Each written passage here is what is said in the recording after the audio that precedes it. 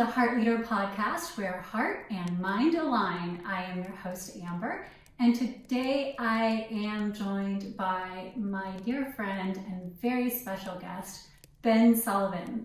Ben is a shaman, and he has an amazing website called Original Mythology, and you can check him out there. But today we're going to sit and have a talk about his approach to shamanism and how he helps coach people in this area.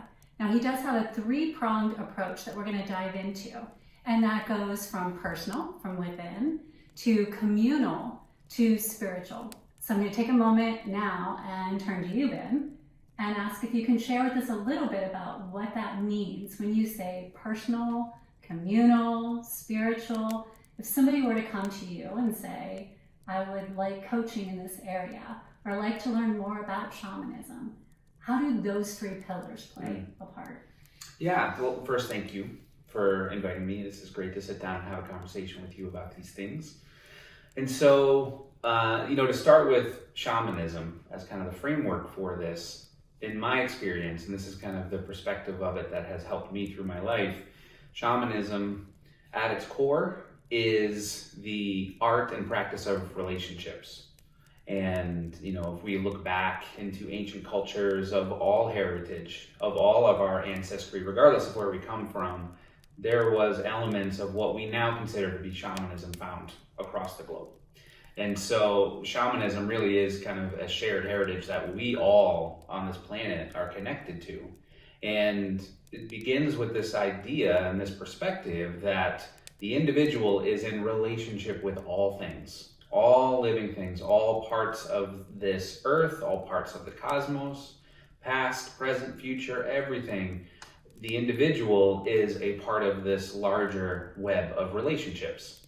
And so the practice of shamanism is engaging in those relationships, whether it is with, the ground beneath your feet, the sky above, the animals that share the space with you, the plants that grow in your garden, and the relationships with yourself and the community, relationships with ancestors, whatever it may be. That is kind of the core of a shamanic practice. That's how I see it. And so how I carry that forward and offer that to help and guide with others is to utilize those three components that you just spoke of, the personal, the communal, and the spiritual. Those are kind of the arenas where we can explore relationship. And so on the personal front, it's how do I relate to myself? Like, what is the relationship? How do I hold space? How do I tend to and care for all parts of myself? When my emotions are arising, how do I honor those and connect to them and learn more about what these emotions are trying to show me? When my body is achy and sore, or when I feel alive and strong, like, how am I engaging in that?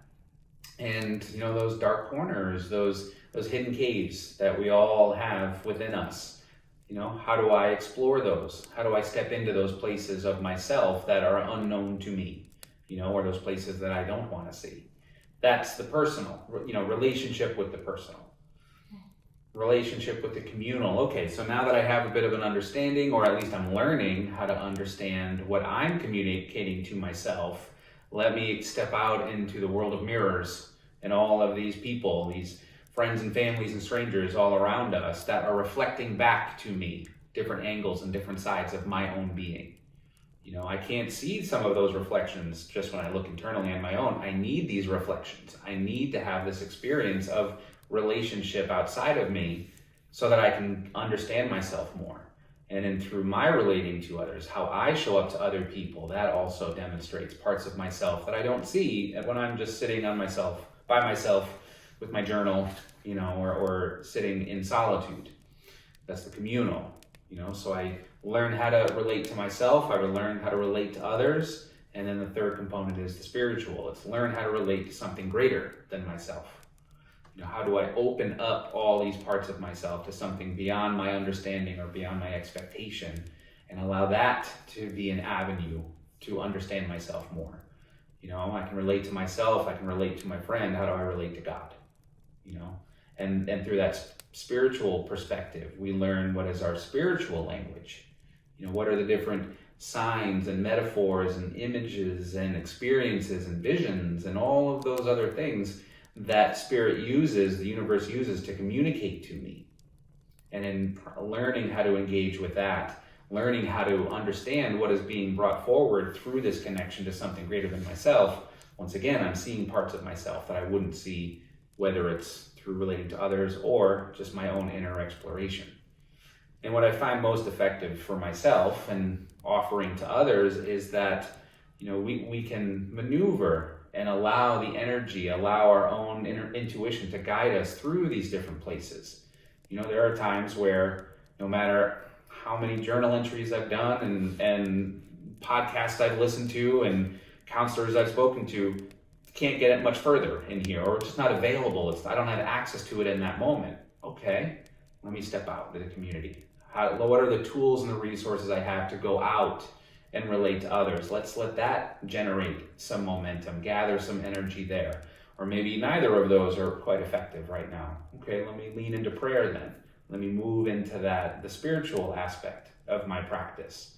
And the uniting force to all of that is this shamanic perspective, which is we're all connected. There is a thread that binds and ties all of these areas together.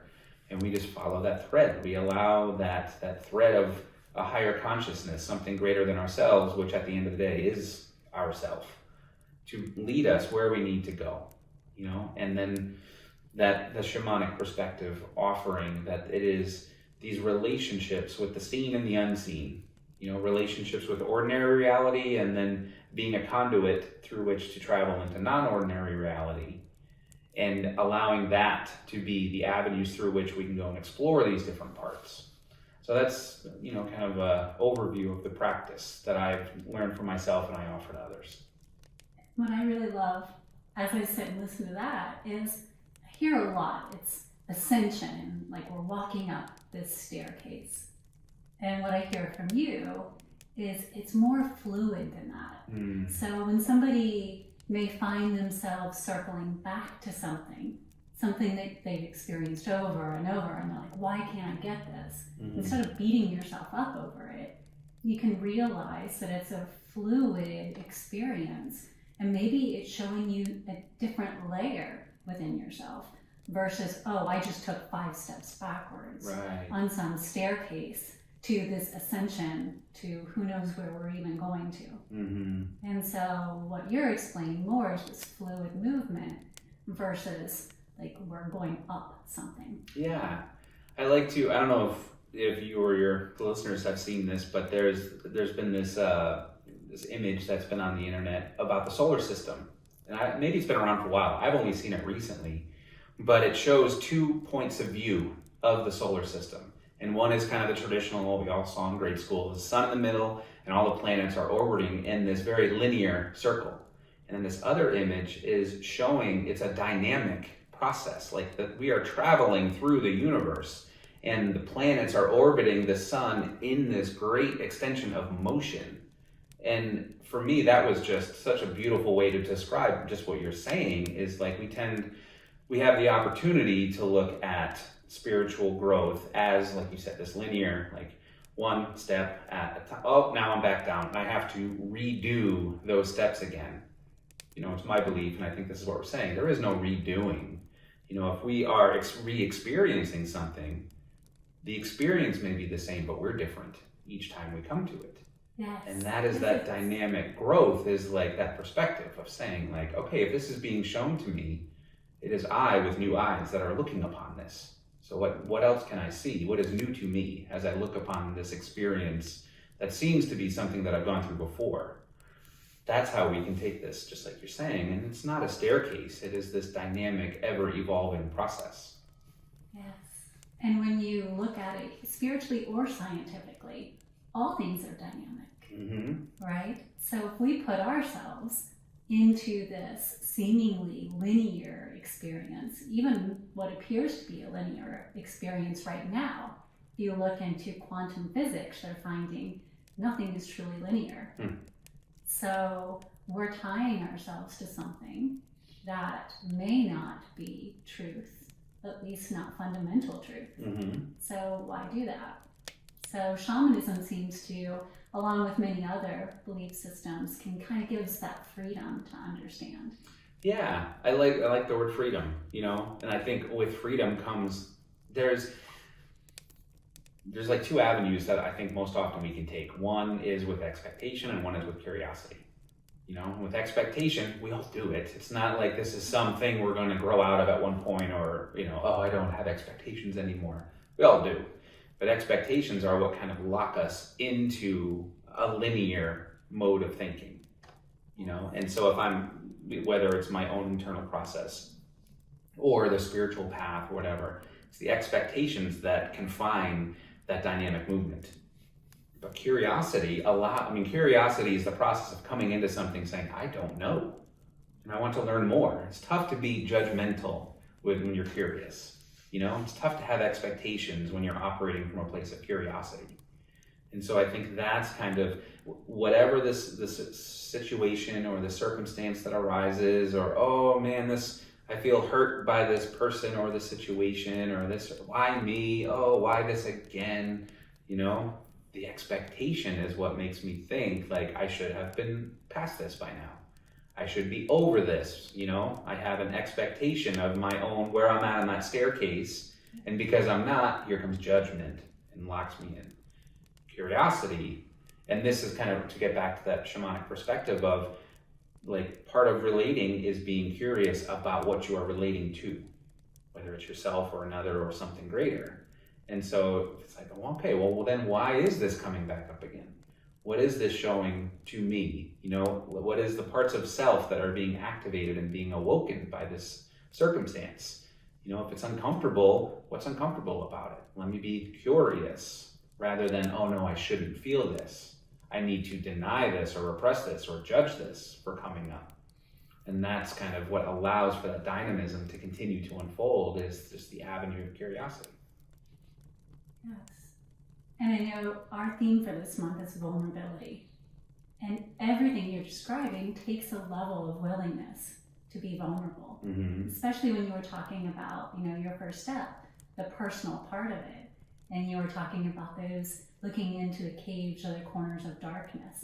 So many times, and I know I've done this myself, I just, it's so much easier to turn a blind eye and look at the parts of you that are so light. And it's like, oh, that feels good, I'm going to go there. Instead of being vulnerable enough to say, you know what? Yeah, I do have these corners of darkness, and if light is ever going to get there, I need to be willing to go into that darkness and really explore it and bring light into it. So what advice would you have, or what are maybe one or two potential shamanic practices that someone could use that could help bring light into those spaces of darkness? Yeah, I like the connection that we're making here to vulnerability, because it is, I don't know, when I hear the word vulnerability, the first thing that comes to mind is that vulnerability is an act of surrender. The vulnerability is just allowing myself to open up to something that is going to have me be seen in a way that maybe I'm not comfortable being seen, or it brings up some concern, or it's uncomfortable to be seen that way. And so that's really kind of the first step of vulnerability is recognizing, like, I got to put the sword down or the shield down or both. And there's a Joseph Campbell quote that has always stuck with me. And it's the cave you fear to enter holds the treasure you seek. And so whenever I hear that analogy, or I think of myself, those dark caves where those shadows lie, so does the treasure. And it is that feeling that arises in me when I look to explore or look to touch into those things that feel uncomfortable. If it's uncomfortable, I know I'm going in the right direction. And so that's kind of the first practice, or the first tool, the first perspective that I offer, is allowing that feeling of uncertainty, of discomfort, let that be a clue. Let that be an indicator that you're moving in the right direction, not to be something that, you are running away from. And I think especially in our society, in our culture, we're not, no one's ever really taught how to navigate uncomfortable situations. We're not taught as a culture that discomfort is okay. It's okay to be uncomfortable. Instead, it's don't feel that. Or go in your room and feel that. Don't bring that out here, Or like toughen up. Work through it, grind through it. That's the indications, that's the guidance we're given in this culture. So we learn that if something's uncomfortable, it's wrong, it's bad. That's one of the things I loved about the Vedic culture is we learn there's a very defined difference between discomfort and pain. One is you actually heading toward growth. The other is you understanding that there may be damage occurring and you need to take a moment to evaluate. Are you truly in pain or are you just really uncomfortable? And so emotional pain may be making you believe that you are having physical pain. And so you need to really go within, as you're talking about, and be vulnerable and ask yourself, is there growth possible here or is there damage occurring? Yeah. And I think, and this was my part of my path too, was, again, to your point, like that distinction is not discussed. And so it all was painful. There was no levels of pain. It was just uncomfortable, doesn't feel good, don't look at it, and there was a lot of conversations I've had. Somatic experiencing is one of the avenues that I've explored for a long time in terms of some of that inner discovery, like allowing the wisdom of the body to be felt and expressed and related to. How can I be informed and communicate through what my body is bringing up? And this idea that trauma is stored in the body. And that is like an illness, it is an infection that will just throb through our life if left untouched. And it's painful, it hurts, and we find ourselves re-engaging in situations or certain patterns playing over and over again. Why do I seem to be in the same relationship, How do I keep calling this same thing back to me every time? It is that wound that is just sending out like a beacon, calling for that which can finally heal it to come into my field. But if I don't have that awareness that this experience is coming in to show me, to teach me, to help me heal, I'm going to receive it as something wrong or bad or painful, And it's the vulnerability that we're talking about, to ask that honest question. Like, what is this trying to show me? What is this trying to teach me? And through the shamanic practice, in the art of developing these relationships, it's like I don't have to go into that cave alone. I cultivate support, I cultivate guidance and mentorship, I cultivate the teachers and leaders and other people in my community, other teachers and leaders and guides from something beyond my expectation and understanding.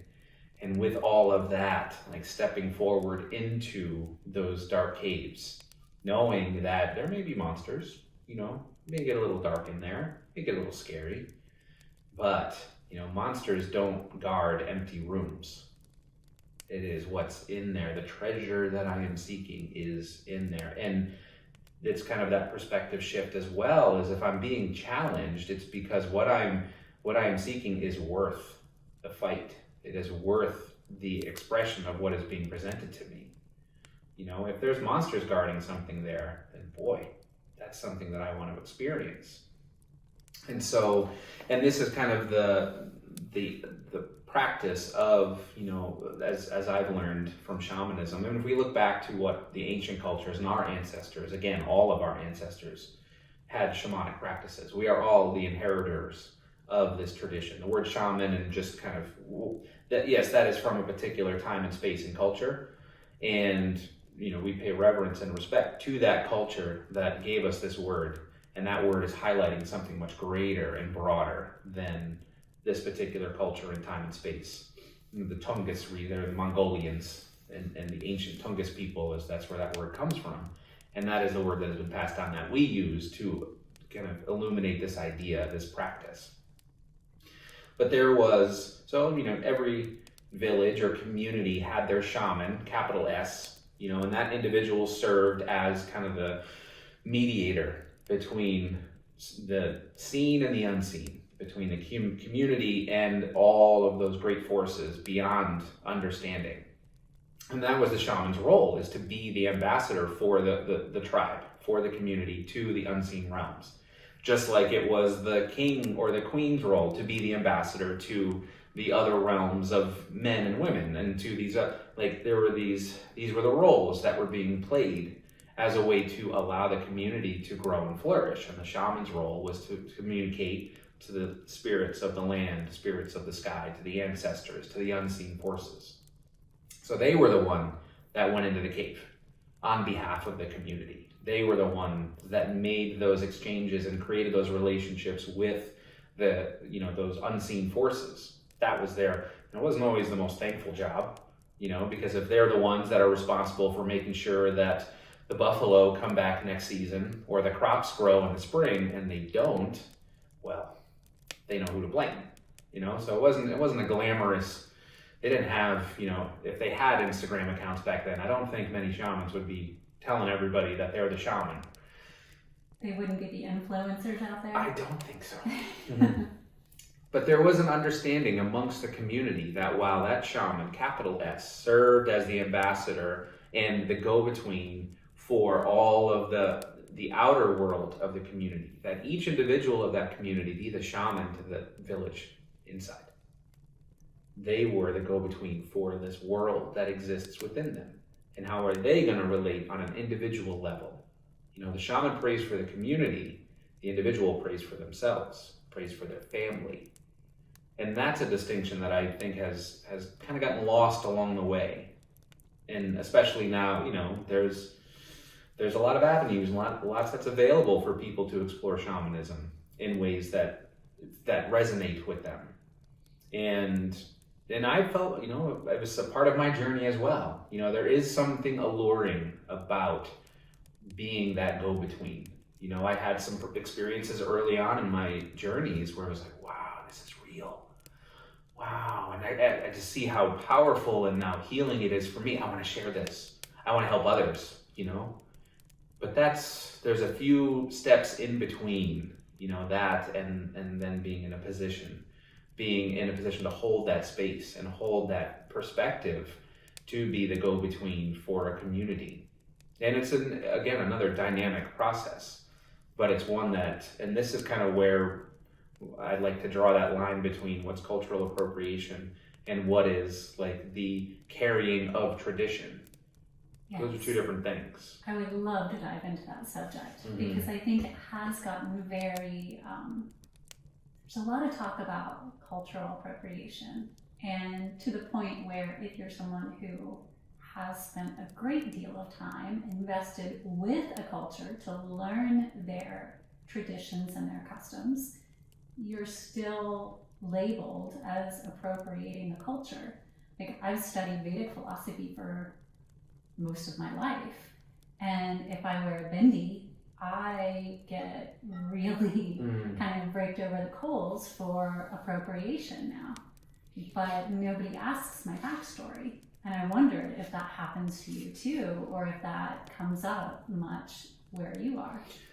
Yeah, I mean, it certainly has come up, and that has been part of the conversation. One of my primary teachers and one of the primary avenues and modalities that I work with in my shamanic practice is working with plant medicine, and primarily with ayahuasca. Ayahuasca is indigenous to most of South and into the northern parts of South America. I will never be confused with somebody from South America. That's just not where I came from. And so, but it has been one of the most transformative modalities and avenues of healing that I've experienced on my journey, is through the traditions and the carriers and the medicine people of these traditions that honor and revere ayahuasca as a sacred teacher and have for thousands of years. And so, what my journey through that was at first, for my own healing. I kind of explored these other avenues. I started practicing shamanism when I was in my teens. Very conceptually, this was 25 years ago at this point, so there wasn't a whole lot of resources available. So it was a very solitary experience and just learning a lot on my own, practicing on my own, and then years go by and kind of develop a bit of a foundation, a framework for me to explore this as a personal practice and this idea of relationship and cultivating relationships around me. And then about 10 years ago, I was introduced to ayahuasca, and it was like just a sea change shift for me in terms of my own personal practice, my connection to these traditions and to this lineage, and also as an avenue for healing, to kind of go back to those three areas of exploration. Like ayahuasca allowed an approach to those that was unlike anything I'd ever experienced. And so for years it was I'm going as purely for my own healing, courtesy of this tradition and the carriers of this tradition, with reverence and respect paid to those who dedicated their lives and have for generations to carry on this tradition. And there were plenty of times where I got the message, early in those journeys, while I'm just kind of going through my own experience and healing, recognizing childhood trauma and how it's informed my life, where I felt like, I think ayahuasca is telling me I should be a shaman. And thankfully, for my own practice, I had encountered that voice in other areas, and I knew it to be a voice of my own. The ego is a wonderful ventriloquist, and knows just how to sound like Great Spirit, knows just how to sound like ayahuasca. So I had those early experiences of like, I think I need to do this. Like, I'm seeing how powerful it is, and I need to go and bring this back to the States. Not everybody can come down here to the jungle, and so just allowed some patience, and said, I'm also on the operating table, so to speak, of my own healing process, and it's not the time to go to medical school. It's the time to receive the benefit of others who have gone to medical school and learned how to heal. And years go by, and I continued my own healing work until that naturally, organically, avenues opened to go and study and to learn. And through the course of my own healing, the healing and the learning became, it was a symbiotic experience. So much like you were talking about, that flow versus going up a staircase. That's right. And, not everybody, when I tell somebody, or somebody comes across my website or listens to another podcast I've done, and they hear that I'm referred to as a shaman and work with ayahuasca, there is times where it's that, it's this, sounds like cultural appropriation for me. And, I think there's like two levels to that. One is the other's personal experience. Mm-hmm. That is in their universe is different than my universe. And we're finding this little bridge to connect, and we're speaking something different. And so it's allowing the other person to have that experience. And then the other side is I think this is where it's the demonstration of the medicine rather than the speaking of the medicine. I try to do as little talking about what I do in this particular arena, and more about showing what it has done for me and how I try to share that. And for some people that's going to resonate, for some people it's not. And then it's like, well, that makes it much easier to, again, follow that thread. Perhaps it's not my job to make this person believe one way or the other. It's my job to express and carry the medicine that has been bestowed upon me and helped me in a way that can help others.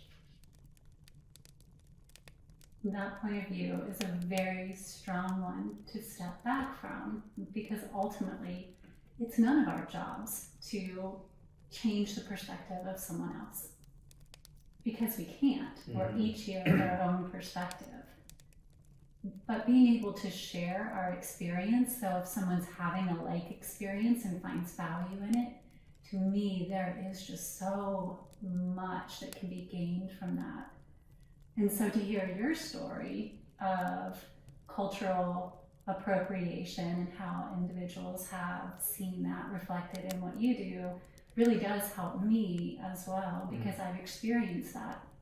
And for anybody else who may be studying across cultures, because they have a true defined desire to understand and utilize the benefits and the values, and another culture is open to that. And they say, come in, allow us to show you, and you're respectful and you're honoring, and you carry that forward in a way that honors what they've gifted you, then to me, that, for me personally, is a very big difference between appropriating a culture versus diving into a culture and creating your own relationship with it. I think that's the key differentiator. Is it's one of those perspectives, the point of view and the focus is being put on the tradition, whether it is me wanting to learn and experience and receive healing and then offer exchange to the tradition. The other is on the individual. It's like, what can I do to gather up the best parts of this, dress myself up in it, and then I'll go out. And I would say that majority of the time it's not a conscious thing. People who, where there is some cultural appropriation taking place, my feeling is more often, I assume the best, right? Assume good intent, that there is like an honest, earnest desire to, share the benefits of this, but without the consciousness, without the recognition of where it comes from, and the respect and reverence paid to those who are carriers of the tradition. And that's the difference. Cultural appropriation loses connection to the carriers of the medicine and those who have brought this tradition to us in this time and place. And so that's where, and with, to refer back to ayahuasca, because it is becoming more and more popular, and there are more and more, there's documentaries now and podcasts all over the place and more centers opening up. It is. And people just doing it out of their homes. That's as it becomes more available, that it becomes more, a person needs to have more intentionality about continuing to connect to that tradition. Because it used to be, you had to go down to Peru, you had to go to Brazil to experience it. Now you order it on Etsy and it shows up at your door and you can cook it up on your stovetop. It loses the thread, it loses that connection where deference, respect can be paid to the tradition. So that, it's not to just throw your hands up in the air and say, well, what am I supposed to do? When others are doing it, and at least I'm not taking advantage of anybody or violating boundaries in this ceremony space. It's like, well, that's the calling, is to bring more of that intentionality to it. Rather than just, well, it's here, it's easy, it's in front of me, to, all right, how am I going to keep the respect and the reverence paid to this tradition? How am I going to learn from these people? Because that's I would say in just the experience of psychedelics as a spiritual practice, as an avenue for spiritual practice, there's a few different ways a person can go. And I like to think of it like going to a foreign city. So say I wanted to go to Rome, and I had never been to Rome before, and I don't speak Italian. I can buy my ticket, fly out there, land in the airport, and I'd probably find my way around. I won't be able to have much for conversation, but I think I would know the difference between like the restaurant and the library, and I could find a little way to communicate, but I would still have a beautiful experience. I'd still see the architecture and experience. It could still be a beautiful thing. I could go, still not speak Italian, still never been, but maybe I'll go with somebody who's gone a couple times before. Maybe they don't speak Italian either, but they've been a couple times. They know a couple of the good side streets, and they know, we'll go over here. This is a good place to see. I may have a bit more of an experience. I may have a bit more of an understanding of what's going on because I've got a guide, who knows a little bit more than me. And then I can go with a local. I can go and perhaps do a little work beforehand, maybe learn a little Italian, maybe kind of study the terrain a bit, learn a little of the history, educate myself a little bit more, And then when I get there, like connect with somebody, have a relationship with somebody who's from there, who knows the terrain, who knows the culture. That level of experience will be far deeper, far more impactful, far more meaningful than just kind of winging it and going on my own, or going with somebody who says they have, they've done it a couple times and they know the place. That, I say that wouldn't just apply to psychedelic experience. I think it applies to all of the spiritual experience. That is where, you need to reach a level of vulnerability to acknowledge that there is a depth of culture, a depth of understanding and tradition that is here, and that I humble myself to that tradition so that I may learn. That, from that perspective, there is no appropriation. That is not appropriation. That is showing respect and reverence to something far greater than myself and wanting to be open to receive. And in doing so, how can I repay? What can I offer back to this tradition that is helping me? That, I think, is the real, that's what makes that delineation. Yeah, the fact it has to always go, for me, two ways. Mm-hmm. If I'm just taking, then I'm losing out as well.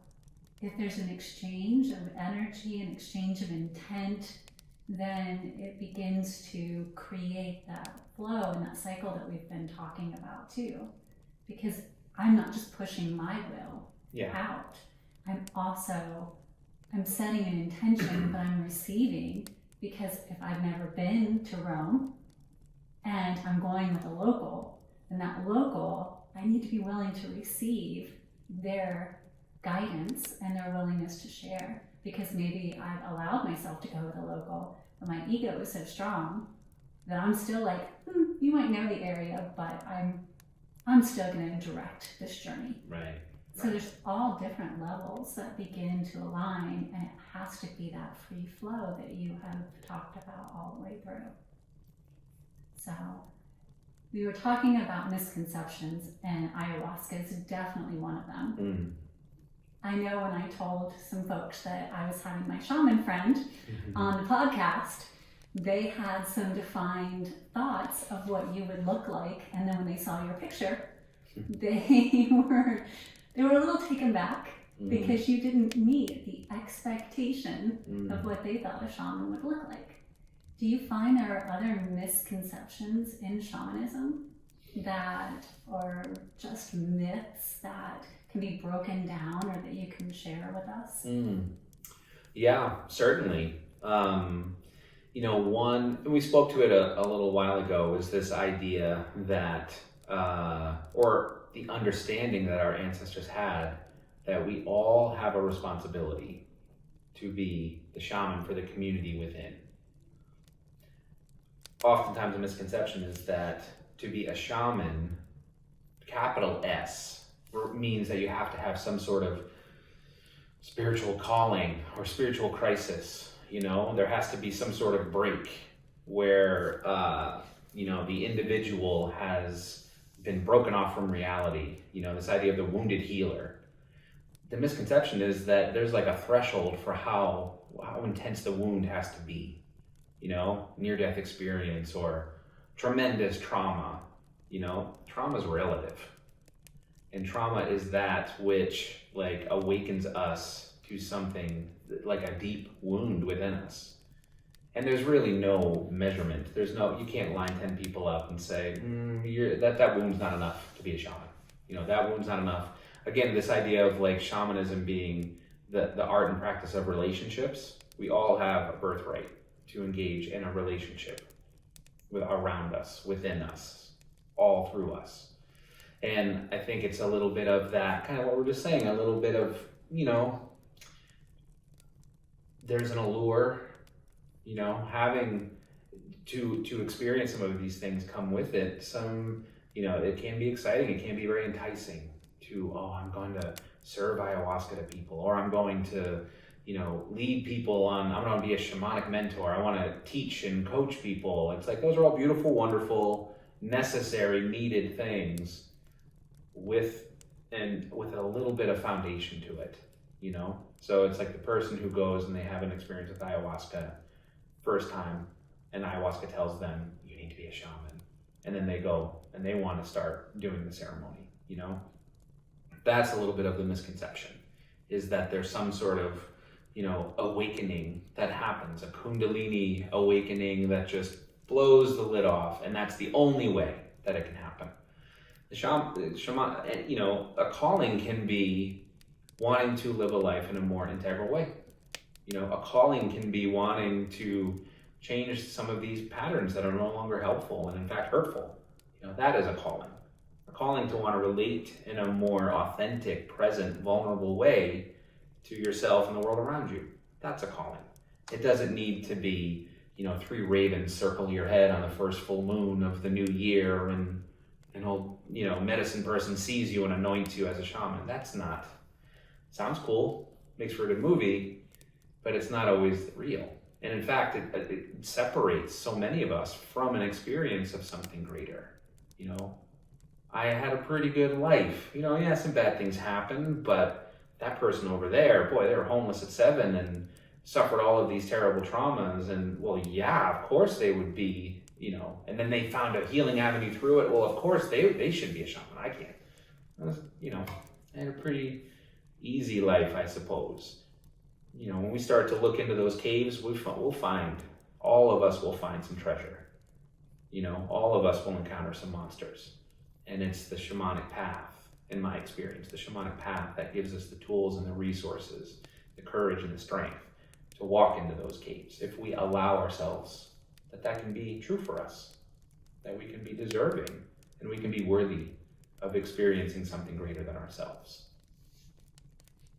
And let me ask, in shamanism, is it a belief that you have more than one lifetime experience?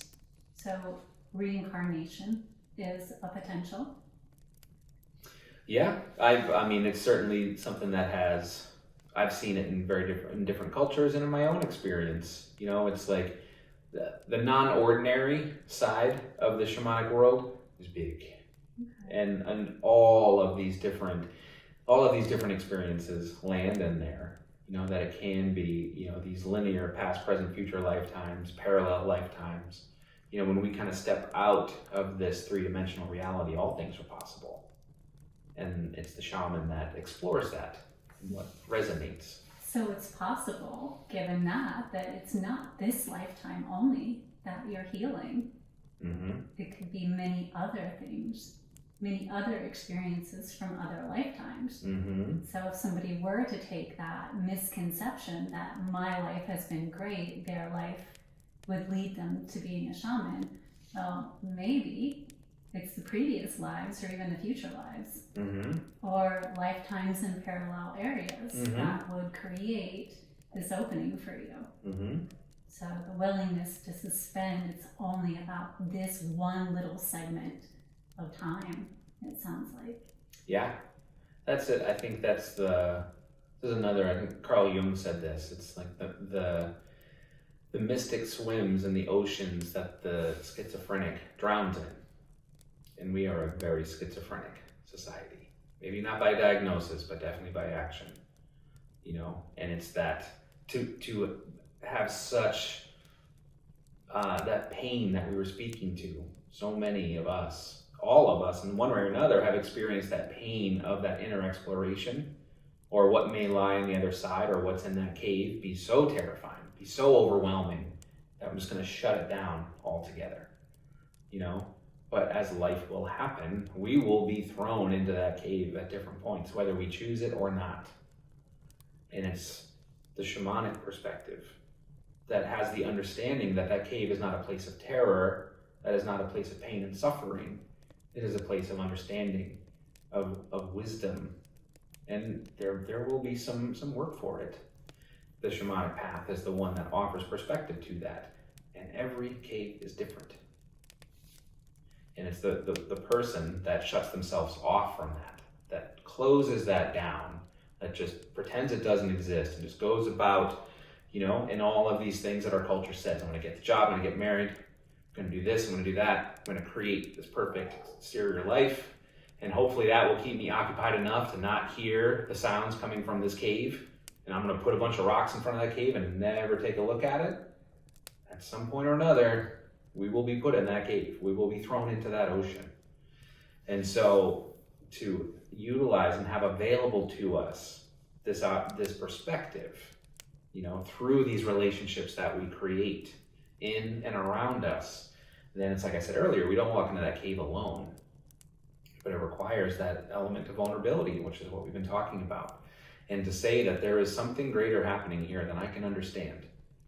And this is what allows us the opportunity with humility to look at these cultures, to look at these traditions as fellow travelers who have walked this road that we are now on. And just like on any hiking trail, you'll find those rock cairns to show you, like, this is the way. Turn right here. If you see this tree, you know that you're going in the right direction. It doesn't walk the road for you. It doesn't tell you how to walk the path. It offers these guides and directions. That's what these traditions and these cultures can offer us when approached with humility, when approached with that respect and that reverence for the carriers of medicine that they are. Not like, oh, I know how to go here. I know. And this is the shirt I'm supposed to wear, and these are the songs that I'm supposed to sing when I walk this road. That's appropriation, to get back to what we were saying before. But it's, when we allow ourselves the opportunity to be vulnerable and say there is something greater that is happening here than I can possibly understand, that is beyond my expectations, inside and out, within and without. That is what makes us available to a perspective that we can employ in this and bring forward into our life to enhance these relationships, to create and cultivate a sense of connection. And that's, in my experience, what has helped me and what has been shared with others in learning from these traditions and operating from this shamanic point of view. Thank you for sharing that. First off, I want to recognize that I'm just feeling through, there are so many misconceptions. We've talked about some of them, but I know another one that I got in talking about you was, if he's into plant medicine, does that mean that he's only into hallucinogenics? But what I know of you, plant medicine is a wide variety of things.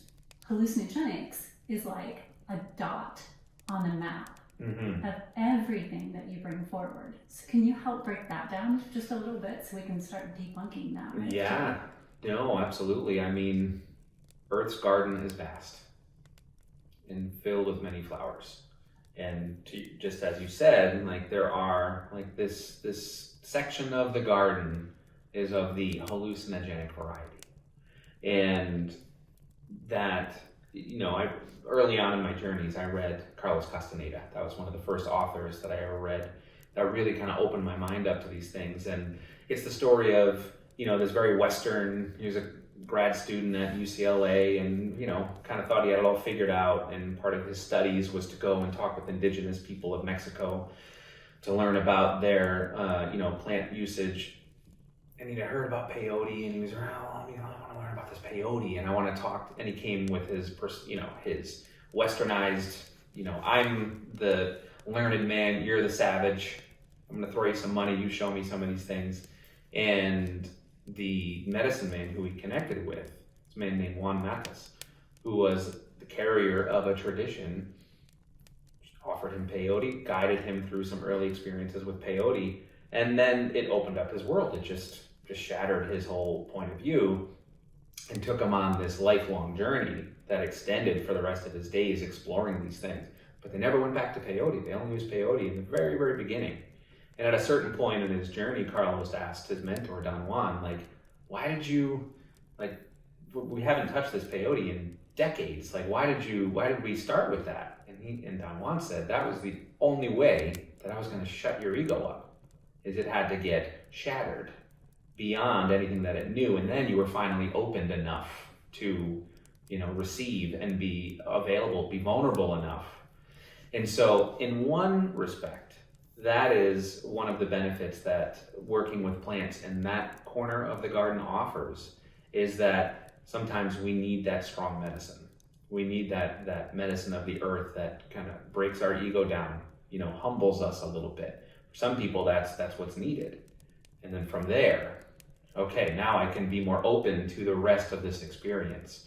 I've known plenty of people who've had one experience with the psychedelic medicine, and that's all they needed. And they carried that forward. Because it's the relationship with if we look at earth medicine and the medicine of the earth and the wisdom of the earth and all the many ways that it is being shown to us, that it flourishes, then there is an opportunity to sit and learn from the dandelion out in front, to the cedar tree in your backyard. Again, this idea of relationship. How am I making myself available to the spirit, to the consciousness that is in front of me, whether that's a person, whether that's a plant, an animal. Again, in the shamanic point of view, there is no distinction between these consciousness, only in expression. And so how can I make myself available to the expression of consciousness that is before me? And to do that, I have to humble myself. I have to be a little vulnerable and say, perhaps there is wisdom here in this cedar tree that is beyond my understanding as it is right now. And so that's plant medicine. That is an opportunity to open up to something greater. That doesn't need the crazy psychedelic trip, Awesome. If somebody were considering doing something along the lines of a ceremony, but psychedelics were not something that they desired to embark upon, is it still possible to do a shamanic journey or a ceremony without psychedelics? Absolutely. I think ceremony, the act of ceremony is, I don't want to say simply, because there's nothing simple about a ceremony, but a ceremony is the act of bringing reverence to the time and space. It is acknowledging the sacredness of what is happening here and now. So a ceremony with a plant needs only, myself, the plant, and the connection between. That's a ceremony. And then there are ways, again, looking back to traditions, looking back to cultures that have practiced this for a lot longer than we have, we can learn, we can get some perspectives on how to engage in that relationship. But there is the opportunity to have as deep a connection, as meaningful an experience with a plant, simply by holding that space, with intention and reverence, as there is with something that alters your consciousness to a degree that is inescapable. A ceremony is the act of reverence for the present space and time that you are in whatever way it looks. And how important is it if someone were to find a shaman who was leading a journey? And we're each our own shamans for our internal. But if they were seeking out a shaman, capital S, for a community, how important is it that they do their research first and understand the energy that person is bringing before they participate? Oh, absolutely. It's critical. Shamans, they're called medicine people for a reason, because it's a medical profession. Shamanism is a medical profession. A little different than what our culture likes to think of as a doctor, but they are, in a sense, a doctor. And just as if I had a serious illness or an ailment that I want to make sure that the person who's going to be treating me has some credentials, has some experience, knows what they're doing, I'm going to apply that same point of view towards someone who's operating on me in the energetic place.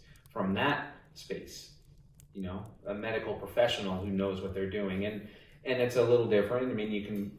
There's ways to do that research, but for me, what's important is how does this individual express their humility and vulnerability in ways that I can observe that and see that as do they honor a tradition from which they come from?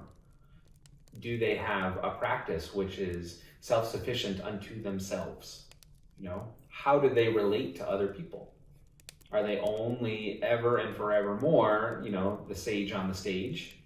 What are their relationships like? How do they engage with their act of living beyond whatever role or moniker that they've been either gave themselves or were given? That's how, you learn a lot by observing somebody and how that they operate in their life. And that's a good way to kind of discern, all right, this is someone who I want to enter into that ceremonial space. Here's someone who I feel safe enough to allow for vulnerability to be experienced, Yeah, 100%. Because as you said, it's energetic exchange. It's energetic surgery, as you stated. And so if you are going to have that time and space with them and allow them into your energy, then it's important to understand that what's flowing through them is going to be beneficial for that. So thank you for that sage advice. As we're getting ready to wrap up here, I have 2 questions for you. Okay. First, can you share your website? So if somebody would like to get a hold of you to learn more about you or book you for something in the future, whether that be a podcast, a conference, anything like that, would love for you to share that. We'll also include it with the podcast so folks can just get to your website. And 2, is there any advice you would give to someone who is looking into becoming a shaman, whether that's a big S or a little s? Okay. First website is originalmythology.com. And on there you'll learn a little bit more about the services that I offer and how we can connect and begin to explore what we are feeling called to do and how I can support you in that. So originalmythology.com. And advice, first and foremost is if a person is even asking that question, they are already in conversation with spirit. So acknowledge that. If it's even a curiosity that's present, know that you are already upon the path. And so we allow that curiosity to flourish. And 2 ways that I most often recommend for people who are just starting out or wanting to explore one of 2 things in tandem. 1, getting back to this idea of tradition, this idea of we are inheritors of a tradition as old as time. So, and we came into this lifetime in this body, and connected to this family who come from this place on the map. Where are your ancestors from? Learn a little bit about your ancestors. Learn a little bit about the culture from which you are a descendant of. Because again, all of our ancestors, in some form or fashion, have a shamanic tradition. So what are some of the myths and the legends and the stories? How did your ancestors relate to the land? Understand the sky? Explore the cosmos within and without. Learn about the tradition from which you are already an inheritor of. That's one avenue to start exploring. How did they approach the perspective of shamanism when we look at it through this lens? And then the other is to begin to make that practice of relationship. What is it like when you go out on a hike? Do you just put your headphones on and just truck your way up, try to beat your time to the top of the mountain, and then come back down? What's it like if you allow yourself to engage and relate to the land around you? What is it like? Is there a particular tree or a plant or a flower or an animal that seems to capture your attention? Or maybe, you reflect on your childhood. I always had this stuffed tiger. And for one, I just always really felt connected to tiger. I always liked tigers. Well, what if that is more than just a childhood joy? Learn a bit more about tigers. Was there particular animals or experiences or places on the earth that called your attention? And if we understand this as an act of relationship, we understand that there is a consciousness to that. There is a spirit to that. And that's what we're relating to. So it's just opening the aperture wide to see where all of these different relationships are in my life beyond just, the social interactions. What's my relationship to the seasons? What's my relationship to the moon? To the rising sun, to the stars in the sky? That's how we begin to explore what a relationship to that which is greater than us can look like. Again, fantastic advice. Thank you for sharing that. And thank you for taking time to be here. Thanks for the invitation. It was great to talk to you. Great to talk to you too. And again, if you would like to learn more about Ben, you can go to originalmythology.com. He has an amazing website set up there. And if you'd like to connect with him, there's a contact tab, so you can send him a message right there. That is today's episode of the Heart Leader Podcast. And I am your host, Amber, here with Benjamin Sullivan. We look forward to seeing you in our Shwivera community and to tuning in next Tuesday at 6 p.m. Pacific for the next Heart Leader podcast.